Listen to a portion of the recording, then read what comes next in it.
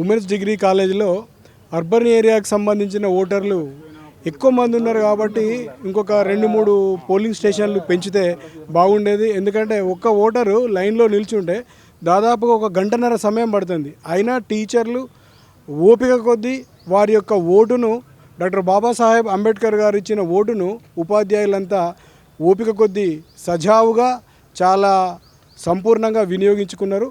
So ఇంకా కొద్ది ఉపాధ్యాయులు ఉన్నా కూడా దాదాపు వాళ్ళందరూ 4 లోపు దాదాపుగా మన కరీంనగర్ జిల్లాలో 4000 ఓటర్లు దాదాపుగా 3900 ఓట్లు పడే అవకాశం ఉన్నది. సో కాబట్టి ఈ యొక్క ఏర్పాట్లు చాలా బాగున్నాయి. కొన్ని పోలింగ్ స్టేషన్లు ఇంకొక 2 పెంచితే ఒక హాఫ్ అన్ అవర్ లోపల అయిపోయేది. కానీ ఒక వ్యక్తి ఓటు వేయడానికి 1 అవర్ పడుతుంది దాదాపుగా 8 గంటల నుంచి 10 గంటల వరకే 12% పైగా ఓటింగ్ నమోదైంది. ఇంకా వస్తూనే ఉన్నారు. అంటే ఎక్కడ కూడా తగ్గినట్టు కనిపించట్లేదు. గ్రాడ్యుయేట్ ఎమ్మెల్సీతో పోలిస్తే టీచర్ ఎమ్మెల్సీ ఓటింగ్ స్పీడ్గా జరుగుతుంది. ఇంకా అంటే ఎక్కువ బాగా ఓటింగ్ శాతం నమోదవుతుంది. ఏమంటే ఇది కారణం ఏంటి?